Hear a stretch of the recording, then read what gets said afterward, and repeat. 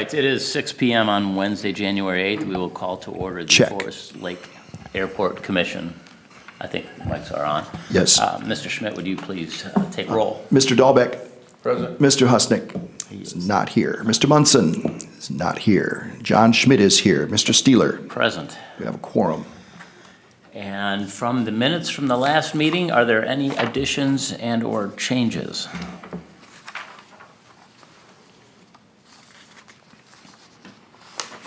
If not, is there a motion to approve the minutes from the last meeting?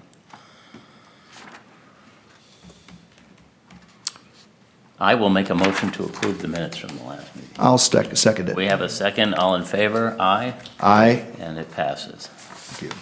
On to the next. We have Silas Parmar from Bolton and Mink. Silas. Well, thank you for the time again. Has everyone got a copy of the update memo? Yes. So number one is the pavement maintenance project out there for the runway, taxiway, and apron.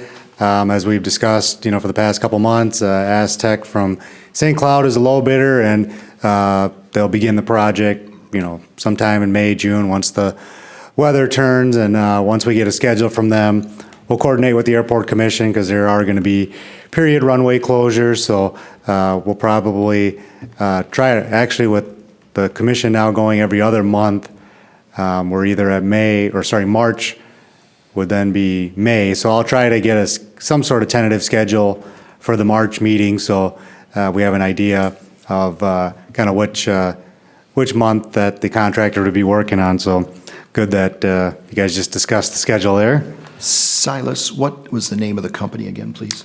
Asphalt Surface Technologies Corp., or they go by there it is. Okay. They go by Aztec for short. Okay. ASTECH. They're from St. Cloud? Correct. So they've done this type of work in town for other projects, so they're pretty familiar with what they're doing. So more to come at the March meeting on that.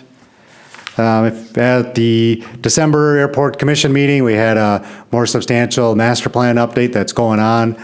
We had, great response on the user surveys, 111 user surveys, 5 business surveys, which is just an incredible response to to the master plan update there. And the key to getting all those responses, it really kind of drives the facility requirements kind of moving forward. What you're trying to do is plan for the 20-year future of the airport, and you want to kind of have a strong idea of what the current and prospective, pilots either operating or wanting to base at the airport have to say. And so now our job is we're encapsulating all the responses received, and the key, future facility requirements that from our analysis are, more hangars. Obviously that's something that the Airport Commission has been working on, already, knowing that there's a waiting list of prospective, hangar or aircraft owners who would build hangars if lots existed, which currently they do not.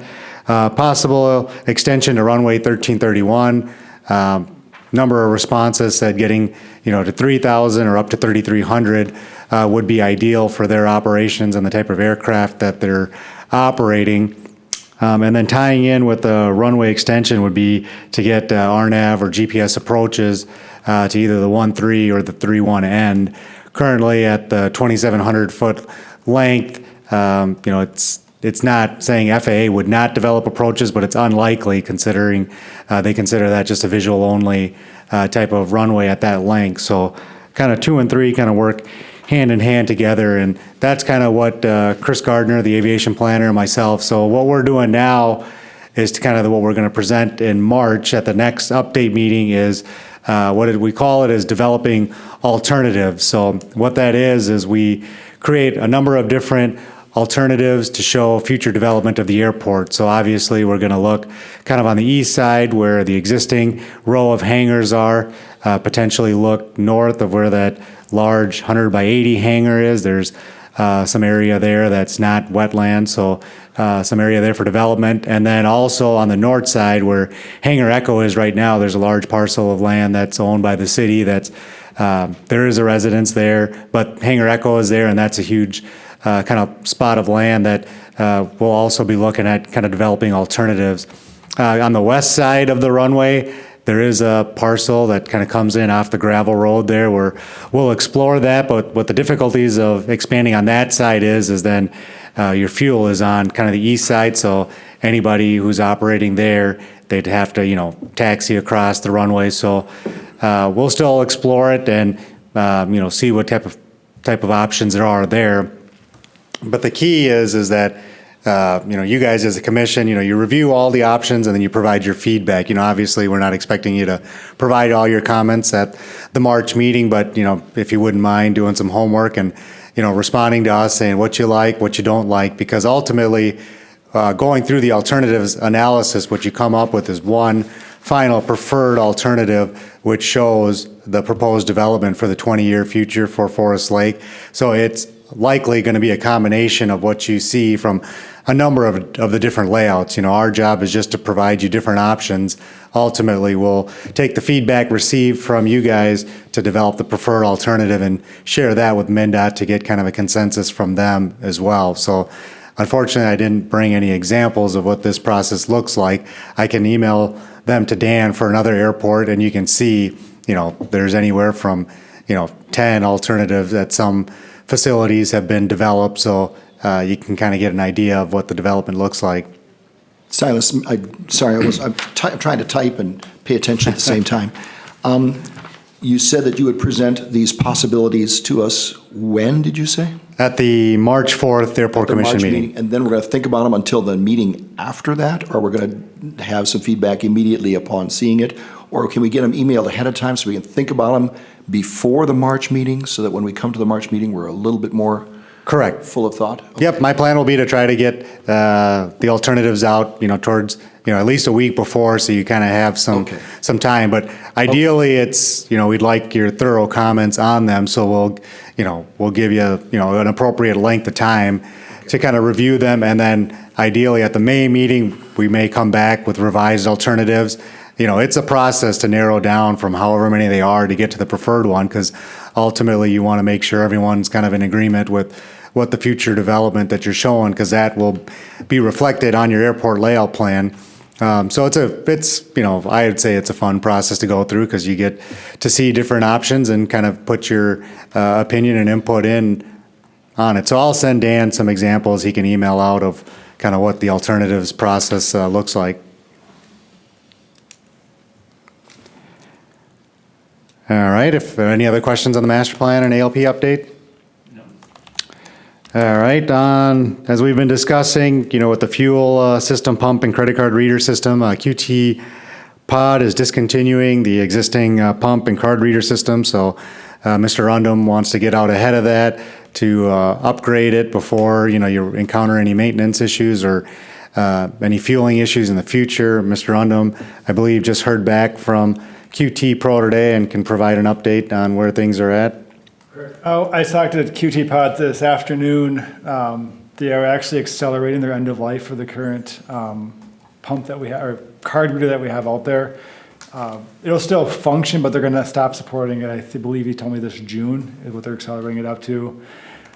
So I kind of, in light of that, asked him for a quote. I said I need a quote then for the next version up, which is the M4000.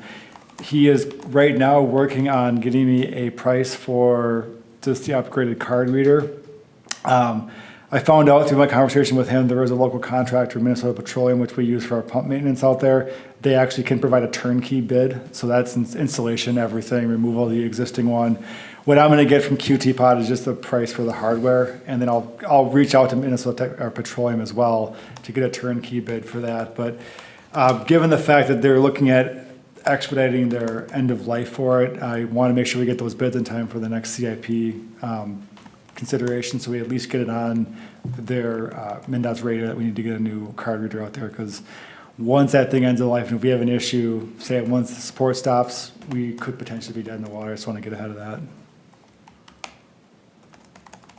Okay.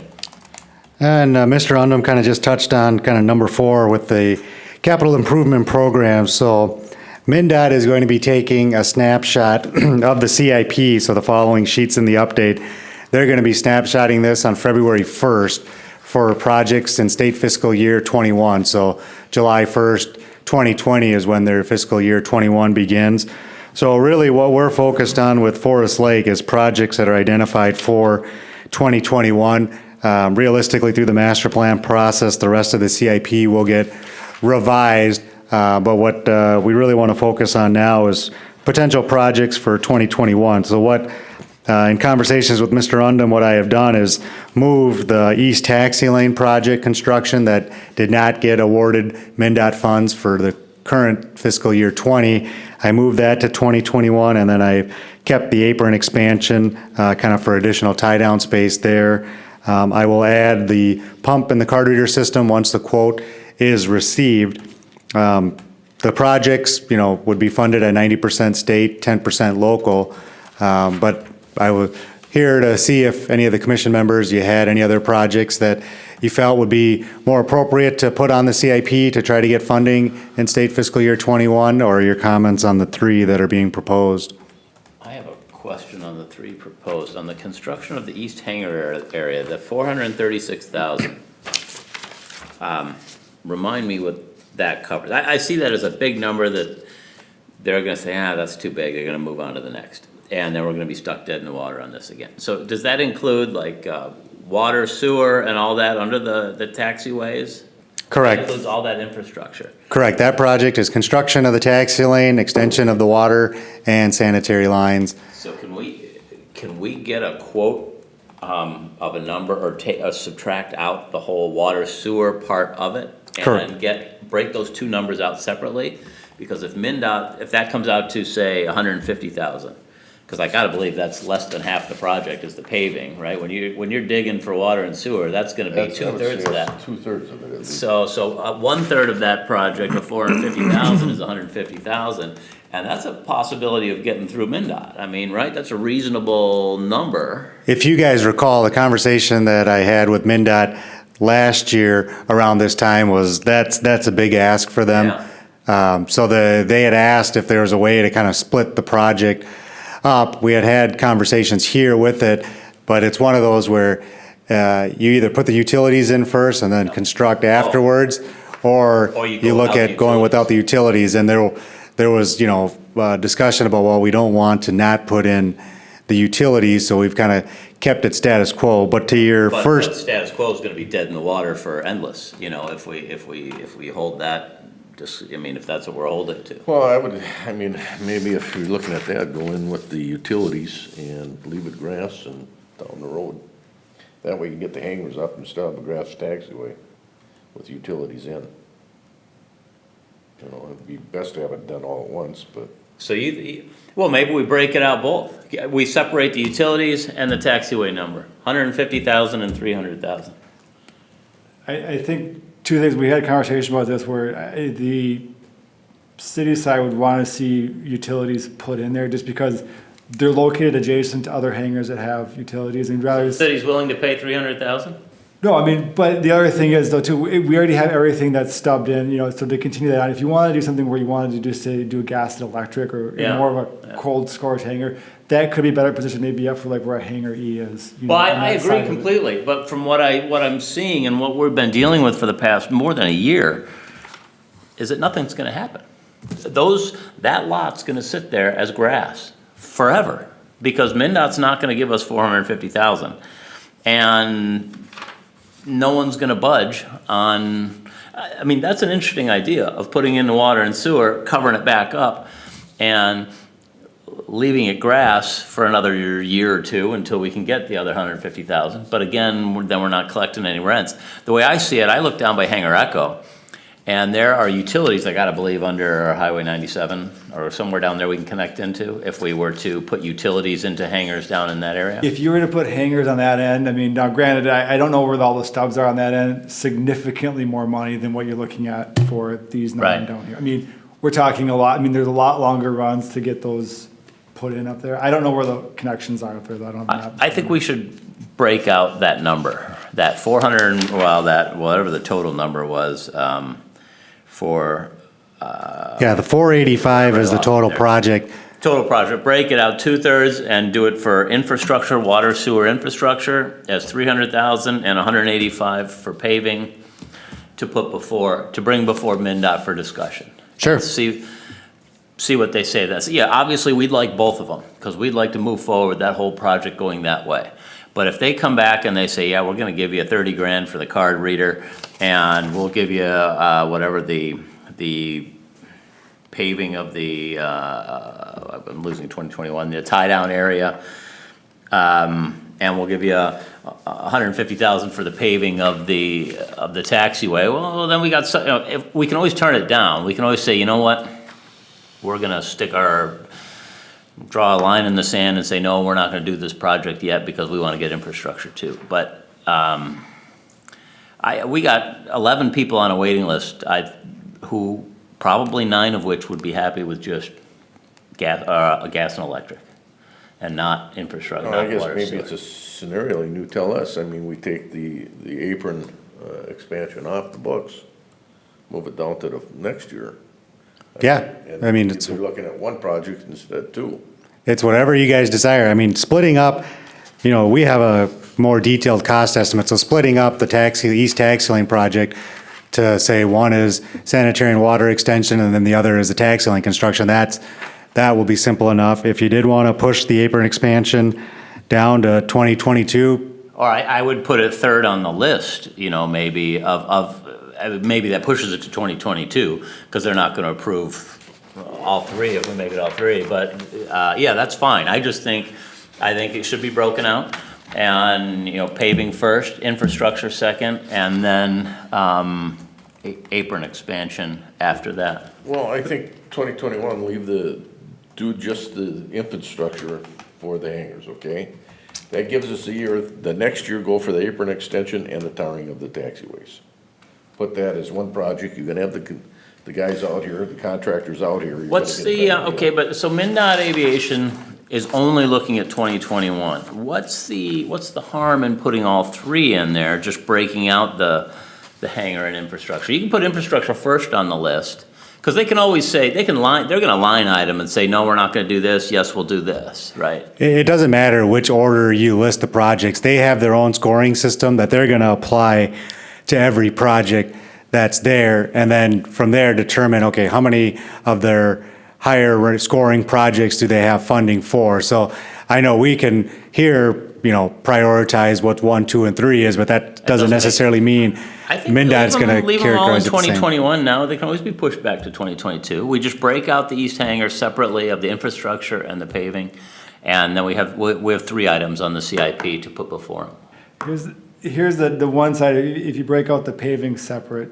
the cautionary side I would have is that say MnDOT funds the paving, but we don't have the infrastructure. Once the paving is in, the I likelihood of understand that. infrastructure going in is basically. That's a nil. problem, that's a good problem to have, I think. It's a better problem than what we have right now, which is that we're never gonna get funded for a $500,000 project. I also look at it though, we're jumping, in essence, if you want to think long-term development for those hangars, you want that infrastructure adjacent to it, because 5 will get you 10, you put it in without the sewer and water in there, the next iteration of hangar owners are going to want sewer and water on those 9 lots. So I disagree with the premise. I disagree with Yeah, the statement. I do too. You go to New Richmond, and there is no sewer and water there at all. It's just electric and just gas. entire airport. The entire airport. Correct, the entire airport. What I'm saying here, you have 31 that have them, and right adjacent across the street, across the taxiway, are Right. the ones that don't. It'd be better to develop this full thing with full utilities, and then somewhere else, if you want to do a scaled back version. No, I still disagree with you. In town, we have different neighborhoods with different amenities for different levels of housing, and this would be another example of it. We have different amenities for different hangars. Those are the hangars that have water, these are the ones that don't. And they would have different valuations probably when they're sold. And I'm just saying, well, if it goes forward with that, I mean, that's the danger with splitting it out, is I that if one understand. goes the other one, you basically I are shooting the understand. fact. I of mean, not being if they go forward, if they say, yeah, we'll give you the 180,000 to pave the taxiway, and we're not gonna give you the other money, well, now we have a discussion before the airport commission of, do we go forward with it or not? And we can always say, you know, MnDOT Aviation, you know, we, as a city, we just wanna stick with having both. So if mid-year, if you have additional funds, great. If not, can we, you know, dog-ear that money for down the road for us, or, you know, whatever. But I just soon have something that has a potential of passing than to put something out there that's got 0 chance of passing. I mean, it's just, what a waste of time to put out a $500,000 project if they're just gonna look at that and cross it off their list. Well, what's your chances of going forward with the whole project, $500,000 project? If the comments that we received last year was slim, that's a big project for them, and considering it's not on the runway or the parallel taxiway, it scores lower. So their comment was, well, can that project be broken up into smaller chunks? They even asked us if they Yeah. could break it up into smaller. And if you recall, the conversations we were having last year was, well, we want to include the utilities at the same time of construction.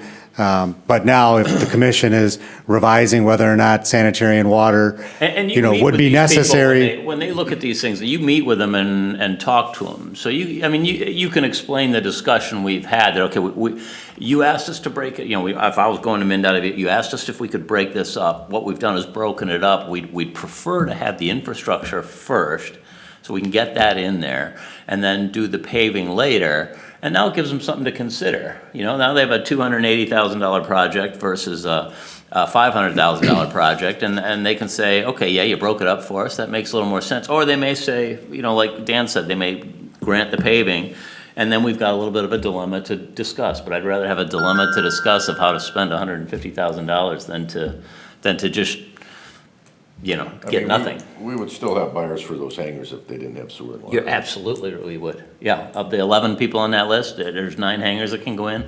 I bet we'd have 9 people ready to sign a lease. Which is my point. Yes. And I'm just stating the city's perspective that we want. And that's fine. I mean, that's as the something one- we can take to the city for the city council to Because at the discuss. end, at the end, the city does, we have the land there. That is, the city land. If we're developing that from the city side, we've had conversations, we prefer, our option is to have full utilities at that location. Who Absolutely. prefers? We've had conversations at the staff level of, looking at this beyond just getting those filled out. I still think they would fill out with utilities as well, and trying to avoid a future conflict down the road. of When people you wanting say to- utilities, you mean when they would fill out with just electric and gas? Water and sewer. Water and sewer, Water and okay, sewer. that's what you're saying, okay. And when I look at splitting them out to MnDOT, I'm trying to present MnDOT with a list that has, if they say, yes, we're gonna fund these, I want some assurances that these would be approved, recommended for approval by the airport commission and approved by the city council. That's what I'm trying to present them a list. Say that again, I'm sorry. So like when a list goes to MnDOT, I'm trying to present a CIP list that, we have funding to get the local match portion of. Okay, Correct. So like, I'm not gonna put a project in there that's worth $1 million, because we don't have the $100,000 in the budget to Okay. cover our ask. yep. Second thing is, I wanna put projects on there that if MnDOT says, I think it's a fair partnership with MnDOT, I think it's fair for us to say, hey, we're asking you to give us the green light, $400,000, I wanna make sure that we're able to then execute on those projects. I think that's the way partnerships need to work, is that I don't put an ask on there that I can't support, or I can't fund, if that makes sense. Because I think CIP, because MnDOT's trying to look at their budgets and say, hey, I got this much money to put in, I want to put projects forward that, I want to allocate them, because I think that's fair to everybody within the system too, is that if they're going to carve out X amount of dollars from Forest Lake, I want to make sure that we actually spend those dollars here in Forest Lake and not just say halfway through, oh, we're not going to do that. As much as I respect you and your work for the airport, I'm still having a little bit of a hard time digesting that city staff would prefer to have sewer and water out there, and that is a mitigating factor. City staff does not own a hangar, doesn't know its situation at other airports. I just don't think that it's that critical as what you present city staff saying. You know Well, what I'm saying? and I just say the fact that we also look at this from the city side point, is that we look at operating this airport, we have the long game in this, right? We're gonna be here, Long it's gonna time, yeah. exist beyond my tenure with the city of Forest Lake. Absolutely, yep. Right, and I wanna make sure that what's out there is able to, when people look at it, I don't want people going back and say, they should have put, if there's a big demand for those 9 lots and all of a sudden, You don't want people to complain to the city? no, I don't, that's not what I'm saying, that's not what I'm saying. What I'm saying is that It'll never happen. is in 15 years, 20 years from now down the road, those hangars that don't have utilities, and they're saying there's a huge demand from those 9 hangar owners to put utilities in. Yeah. And I see your point that there may not be, but I also say I've been in government long enough to know that there, you know, it's a high probability that there will be at some point. I that to come forward. respectfully, with all the respect in the world, I disagree with you. And that's fair. I'm just stating this, you know, the conversations we've had on this. I think in submitting to MinDOT, it needs to be broken out, so we'll have 3 items on there. Break out the water and sewer separate from the paving and the whatever the other tie-down area. Those, so be 3 items instead of 2. Sure, yep, I can do that and get, So the tie-down area is gonna rate higher than the taxiway area. No. I don't think it's gonna rate any higher. I think they're gonna be in the same boat. The expansion of the tie-down area was a comment from MinDOT during their, 50-10, their every 3-year inspection, because right now, there's tie-downs in the grass. Their comment was, well, you should look to extend that space. If that's something that you guys believe it's not a priority at this time, we can surely push it back. It's I whatever. think it's certainly a lower priority than the hangars, but if, I don't know, what do you think on that? I mean, I think a grass, there's no problem with a grass tie-down area, if people know that it's a tie-down area. I'd like to have a little sign out there that says tie-downs. I mean, I've painted them white, but unless the grass is really short, you Well, can't see it'll them. be interesting with the construction of the new hangar down there, what's gonna happen to planes in their area versus being across the way in the, the hangar tie-down, or the tie-down area. It would Yeah, be they- a possibility, so. Yeah, they won't be able to park their planes in the tie-down area.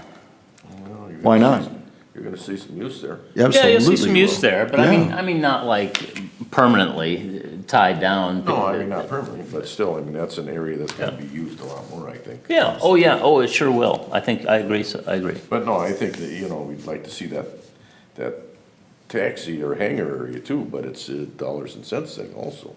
Yeah. I mean, it's gonna be hard to get funding from the city, Yeah, even if it does get approved. yeah.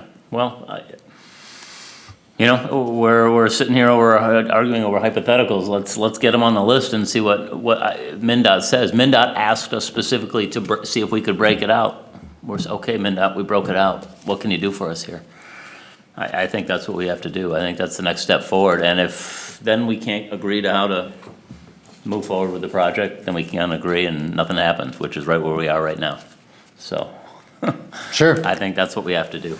I'll get the CIP revised, and the hope is that by the May Airport Commission meeting, MinDOT has released their green list, excuse me, of projects for 2021, and then we can initiate the discussion at that point. So I will make those revisions, and knowing that they're due by the end of the month, I'm hopeful Minnesota Petroleum is able to provide the quote in that time. I would recommend getting their quote because that includes installation as well. And if there are any other questions for me? So the replacement of the pump equipment will be a 4th item in that list? Correct. Yeah, okay. Yes, absolutely. Get On that high note, priority. depending on what the quote comes in, the conversations I had with Mr. Undum previously, and he brought it up again today, was that, we'll talk to MinDOT and see if they have any remaining funding in their current fiscal year 20. Right. Oftentimes, they want to exhaust their budget, so come May or even June, they may contact Mr. Undum and say, hey, submit a grant request for the pump and the card reader. We got excess funds, we'll do that now, so. That seems like a pretty low budget type item that if they have the funds and they'd be Correct. very in favor of moving forward on that, I would think. So, yeah, absolutely. Correct. Let's do that. Okay. Anything else? Any other questions? No? All right, thanks for the time. Thank you. Thank you. All right, next on our agenda is to discuss this workshop, which will happen in February, and because we will not be having an official airport commission meeting. We're gonna have a workshop to talk about a few of the items that have been discussed a lot. Do we have a date? I'm looking, my computer just froze up. I mean, I had the date up in front of me, and for some reason. Warm it up. Yeah, I'm trying. Here we go. So we do have a date right now for the workshop.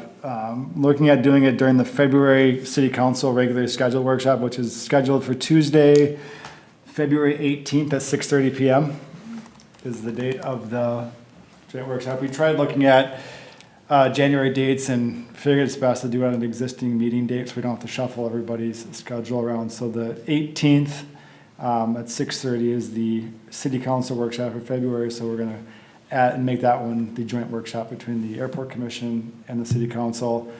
Will it happen in this room? Right now, we're looking at doing it in the community room upstairs. Sorry, say that The again. community room Thank you. upstairs, just so we can get more of the presentation material is a little bit easier to see for everybody up there. So that's, right now, we're looking at doing the joint workshop. And plus, we'd have more ability to get more, both the city council and the commission at the table setups are better up there for joint meetings.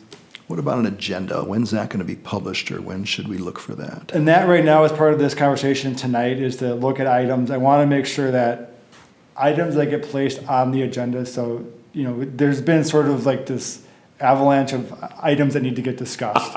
And what I want to have happen during the meeting is I want it to be a productive meeting where we're not just, Absolutely. you know, and also I don't want the meeting to last 9-10 hours. I mean, if we need to be there for God. 10 hours, No. by all means, we're there No, for 10 that- hours. that's not productive. But I wanted it to be a productive meeting, so trying to winnow down some of all of those things. So actually, what is the actual issues that we want to have discussed during the joint session? And what did you have for that? Did you have a short list, or if not, I have some. On this, right at this point, collecting input from the airport commission for what goes on there. I mean, this is sort of your joint workshop. There's a couple things that have been discussed that I think can be taken offline and pretty much handled between Sam. For instance, the lease contract. And in 2014 or 15, it went through a bunch of changes by whoever and why ever, but we need to get back to a consistent contract. But I think, you know, and Sam knows what should be in that contract and what should not be in that contract, because I think some of the newer versions had some language that probably should not be, and I think that's been the discussion of people. But I think Sam and the city attorney can work on that completely offline and basically bring it to the meeting and say, this is what we think should be our new contract and this is why. And hopefully it'll be open and shut and that issue is done right there, because Sam has sussed out all the possible flaws that we would argue about. So that's one that I think should be taken offline, and Sam and the city attorney can work through. Someone else had mentioned to me, you know, some kind of policy or procedure for snow removal. That's another one to me that could probably not need to be at a meeting that involves the city council. So that could be, we could just come up with a procedure. I don't know who wants to come up with a procedure, but something to give these guys that are plowing some very easy to follow guidelines on how far to push back the snow from the taxiways or something. So those are two that can be taken offline. Things to discuss at the meeting are largely, I think, budget of what we as an airport commission or as the airport have to work with. And that gets into somewhat of this discussion of the agricultural rental income we get off the agricultural land, and the land that was previously part of the airport and is no longer part of the airport that could have been revenue generating, but now there's no possible way we can generate revenue from the airport. That basically, if we can come to an agreement, if the city can come to an agreement of a dollar amount, a yearly or monthly dollar amount that is part of the airport budget, rather than playing this game of saying, "Oh, sorry, airport, you don't have any money." You know, yet how many acres have been taken to build the YMCA and the Washington County building and whatever other things have been sold off of the original property that was donated to the city for the purpose of the airport. So just something, and that's where I was asking before about, you know, past history of rental from agricultural income and agricultural income. Something that we can come to some kind of an agreement to the airport budget that would go to it annually. I mean, we're trying to build out these additional lots. We know that if we can rent those out, that's additional dollars right there at, you know, $800 per hangar lot or whatever. So when you can immediately lease out 9 more lots, that's some good income for the airport. We can I know you have your budgetary spreadsheet. I don't agree with the way the numbers are in it, because I know you kind of skew the percentages that from the state as being 80% versus the 90%. I just, to be fair, I did 80/20 because historically, a lot of those have been 80/20. And I also wanted to present, I didn't want to put in a 95/5 and not give you an honest budget. I My- agree, but I think you could take the same spreadsheet and just, I mean, you have a graph, and you could plot three lines to the graph. You could do the 80/20, you could have a plot of 90/10 also, and I bet it's different. And then do the 90/10 with 9 more hangers added. And And it changes the line again considerably. So I think there's more analysis that needs to be looked at there. I think the way that it's always been presented is very skewed, anti-airport, frankly. But the budget is a number that needs to be discussed. The people, I think when the budget is discussed, this whole $280 fee will be part of that discussion as well.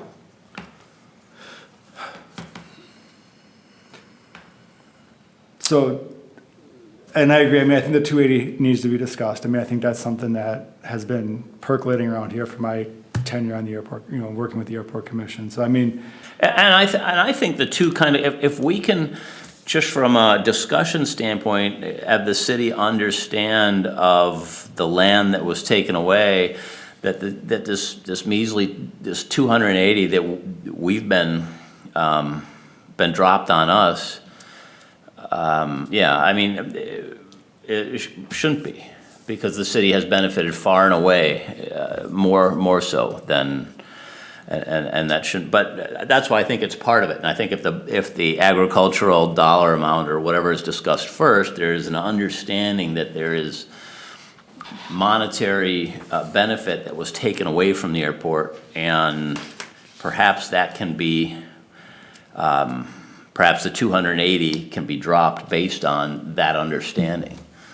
But anyway, that's how I would formulate the discussion going into that, and that's how I was just trying to get some background numbers to know what our rental income was, what we've lost, what we would have been still taking in if we still had it, and because the city's certainly benefiting from that land, even though they're not collecting agricultural rent on it now. So that's why I felt the agricultural discussion would precede, and the budget would precede that $280 discussion, because it leads into it, I think. The 280 should be first.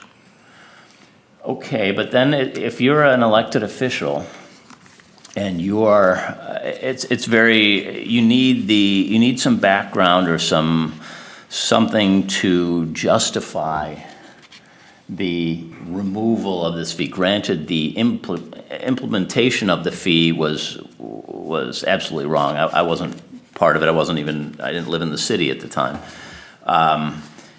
But these are elected officials, and they have to run for election again, and you have to understand that. And I think if there is a budgetary understanding, so that the city understands what was taken away from the airport, then there's a rationalization that, well, yeah, the airport lost this potential income, and the city's making money off of the land that was taken, so maybe that $280 is reasonable to be removed from the hangar owners. I think there's a step process there that should occur that way. I know you would just like to say it was wrong and it should be gone away, and I know a lot of people who have been in the audience before would like to say that, but we are a city and there's elected officials, and things don't always, you have to be... The chair gets to call the tune. Well, I'm not going to be that way about it, but I think there is a logical step in the discussion, and it makes the pill easier to swallow for everyone. Those are the items that were on my list, I believe. I don't know if there were any others. I think there's one other thing that I've heard too, is that with the Headwaters 123 acres currently being on the market, I'm there's sorry, that. can you say that a little more slowly and clearly, please? The I'm having a- Headwaters 123, the current acre, the land that's to the south of Headwaters parcel that the Okay, city owns. the It's headwaters? Headwaters 123. Okay. So that's currently listed, that's where the 100 acres or roughly, give or take, is being farmed. That's where the bulk of the ag rent comes from. If that property sells, therefore that ag rent goes away. So having a conversation of how do we account for that in future budgets? Because we don't know when that's gonna sell. You know, that could be 5 years, it could be 2 years, it could be 18 months. We don't know. That needs to be part of this conversation too, to say how do you replace that? You know, thinking ahead of the game, so we're not sitting there, that parcel sells, and all of a sudden next year we come in and say, oh, by the way, your budget got reduced by an extra 50.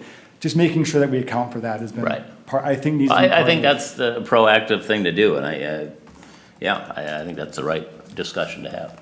So as long as I have everybody here, so if I run budget numbers for future projects from MinDOT, so I mean, looking at future budget, expenses, is it fair to say 90-10 funding, or what do you, I mean, or, I think a 90-10 funding should be included in your spreadsheet. I mean, I don't know why you couldn't have an extra 2 columns and run it that way and create a second line on your graph, right? You can look at the 2 lines. so the ones I ran for the August one were I believe they were 90-10. The last year was I don't 80-20. Last year was 80-20, because that's what MinDOT was funding at. But I would add in the rents for the 9 lots that we could sign leases tomorrow if we could make them leases. Okay, fair enough, but what year do we put those online? What's that? What year should I put those in? I mean, this is where I'm looking for future budget projections, is that we have a lot of factors at play where all of a sudden, do you want me to drop in 9 lots starting in 24, 25, 26? Because that changes the math, right? It also has additional maintenance expenses going towards that. So what I tried to do when I look at these budgets and what will be presented is that saying, okay, snapshot of today and project that forward. Now, granted, budgets are going to flex, they're going to be up and down, there's going to be movement in terms of if pricing changes, if MinDOT's funding structure changes, if rent changes or something else changes, then those numbers are going to change. I'm looking at trying to create a snapshot of what it would look like based on current conditions and current parameters. If I said we have a very strong possibility that we're going to have 9 additional lots on there in, say, 2027, then I think it's fair to put that additional rent revenues in there.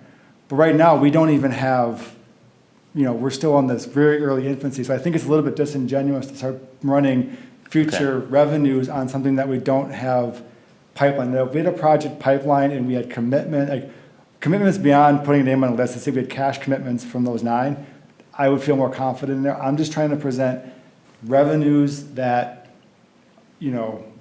are real, and I should, well, like I say realistic, but I think based on what we currently see out there. And I'll caveat that saying, when I present the budget, I'll say, look, if we get 9 more hangars out there, that's $7,000 more a year, and that's gonna factor in, but that's not just 7,000 without some additional maintenance expenses too, so it's not a true 7,000. Additional plowing. Right, there's Absolutely. additional maintenance expenses that go in with that, additional, so some of those projections that we're looking at in the CIP for maintenance could potentially go up because we have additional footage of pavement that needs to be maintained. Yeah. So to kind of account for all that, I just said, look, we have a CIP for 20 years. I'm gonna take our current CIP for 20 years at 90-10, I'm gonna take our current lots leased with our current language in there saying adjust every other year to CPI, adjust that, normalize that at 2%, it's a baseline. Is it something I would say in 23 the budget's gonna look exactly like that? No, there's mitigating Oh, factors. I understand that. But it's a starting point to say, like you said, where are we trending? And I can run it at 80-20 funding, I can run it at 95-5. I took 90-10 as sort of like a, it's there. 90-10, I don't remember seeing 90-10. I remember seeing, I didn't think, 80-20. I thought it was 80-20 It was what it was 80-20 up presented. until- 80, and again, 80-20 historically has been 80-20. All of a sudden now MinDOT's budget, so that's the other factor in this whole thing too. MinDOT's When was budget. the last time it was 80-20, out of curiosity? How recently? Last 2 years, 2014. 14. So there's been, So and even 6 before years. that I think though, 90-10 we can there's go. been projects in the grant that's been 70-30 too. Okay, So but I mean, think 90-10. that funding structure varies, so I think 90-10 potentially optimistic. But Okay. I also want to present budget. realistic numbers that all of a sudden we don't get stuck. The airport fund does not get stuck 15 years down the road with this huge deficit in there that we can't dig ourselves out of that hole. And that's all. 90-10. I'll run 90-10 numbers, and I think that's fair. Okay. Anything else on that meeting to discuss? The workshop? Any other agenda items? How will we publicize that? So it'll go out as part of the The city council packet material, I'll also get it to the airport commission members as well. The agenda will be released the Thursday before as part of our regular, that's how city council workshop agendas get released, is the Thursday before. Once that agenda is finalized, I'll bring it to council and say, here's the items that the airport commission wants to discuss, and see if there's anything else that they want to have. Can I ask for a 2-minute All recess? right, we will resume. Thank you. Was there, I think we are finished with the workshop discussion of agenda items, right? Okay. I think so. I have enough to go. I mean, I just want to make sure that there was feedback from the airport commission, so when we go Yeah. kind of finalize this at the council level too, that there's not, I'm not missing a glaring object. Right. Or a glaring item that somebody wanted to discuss. We'll also have an open forum during the meeting. Right now, we're looking at doing it in traditional council at the beginning of the meeting, so anybody wants to speak can speak at the beginning of the meeting. Okay, And then we'll have the conversations. okay. I mean, all the board members are invited to that, Yep, correct? absolutely, yep. Board members, hangar owners, anybody from the public, it's an open meeting, so anybody who wants to attend is more than welcome to attend that meeting. Okay. Anything else? I don't see anybody from the floor except Silas, so I don't think anything else. I have a number of items. Oh, Mr. Schmidt, go ahead. There is one hangar for rent at Rice Lake, Wisconsin. It is 42 by 38 feet. There are a number of hangars at Rice Lake, Wisconsin, separate standing buildings that are 42 by 38 feet. They are owned by the city of Rice Lake. Rice Lake built cold storage metal pole buildings that are rented for $162 per month. The city owns them, the city rents them. That's on the public record. I think we should own or build T hangars or separate hangars or something. And the city should rent them out. 2, the snow at the AD building. Quick question. Who shoveled out the AD building the last time it snowed? Not me. No, I didn't say who didn't. I said who did. I don't know. John Schmidt. Thank you, John Schmidt. And shoveled it out 4 times so far this year. Dan, is that part of what the city provides, or are we going to rely on volunteers to do that, or what's the plan? I'll have a conversation with Public Works and maintenance staff to see who's doing that. Okay. And get back to it. Because John Schmidt's the guy that did it. And when you say shovel it out, you mean the sidewalk that goes up to The the door? whole dang thing, sidewalk, up to the door, stairs, out to the road, out to the gas pumps. If you go there, you will see that it is shoveled extraordinarily wide, and I did it. And there's a handicap pathway that is not. It is not shoveled. That is correct. That is correct. And I don't know if we need to do that. It was the last time, one time it happened, and somebody took a blower machine or something. You could see tracks there. And they attempted to go down the handicap ramp, but didn't go all the way. And maybe because they don't know the layout of it, so they just kind of drove over there, and that was good enough. But I just want to know what's supposed to happen, because had that not been shoveled out then, it would be ice right now.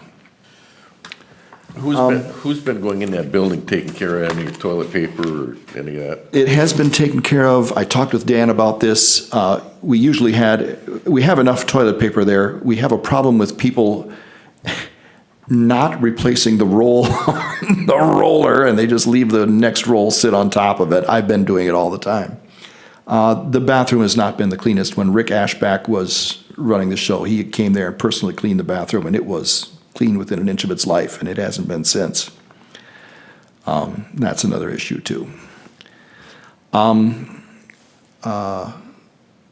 am in negotiations with the local casino, and I wanted to present this to the Airport Commission to post.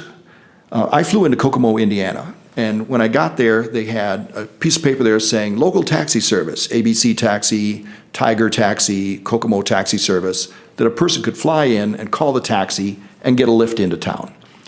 They also had a sheet of paper there saying local hotels, and they listed the hotels and the phone numbers. The casino is willing to drive out to the airport to pick people up and drive them back. We don't have a courtesy car right now. And then, of course, they could stay at the casino that they're building, or the hotel that they're building out there right now. I don't want to discriminate against any local business, so I'm tempted to just list all the local hotels, and then a person can choose to, fly into the airport and call them up and do whatever you will. But I think that's a service that we could offer pilots that fly in. So I'm working on that. Along those lines, it's not unusual for them to obtain a stand where your local hotels like the Country Inn and others would have put in their little flyers there, so someone walks in. Correct. Yeah, right. Yeah. Touristy destination. Instead of just typing it up, they could actually put in a flyer there, yeah. They could put their own flyers there, and the restaurants could do the same and all that, but. So I think we should do that, and I'm working on it. That's a good suggestion, too, with local restaurants. And Mr. Undum, would you care to name the city staff that is in favor of having sewer and water at those 9 hangars? Just you? At this point, I mean, there's other staff members that I have a conversation with, but I'm on the record as saying, I mean, Okay. I have no problem stating that. I mean, No, I know you I mean, don't. I'm It's just fine. saying, I mean, I look at this I'm looking at it from a 50-year build-out, and that's, if I'm building something over 50 years, So when you say city staff, it's just you then, is that correct? the conversations, but I'll be on the record. I don't want to speak for anybody else. I'll put I mean, Okay, so you don't want to say who else you had conversations with, is that correct? at this point, I'll just say myself.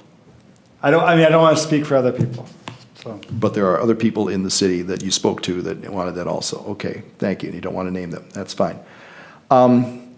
And that's all that I had. Anything else? Is there a motion to adjourn? John Schmidt has a motion to adjourn. Second that. Mr. Dahlbeck seconds it. All in favor? Aye. Aye, Aye. We are adjourned. 6:53.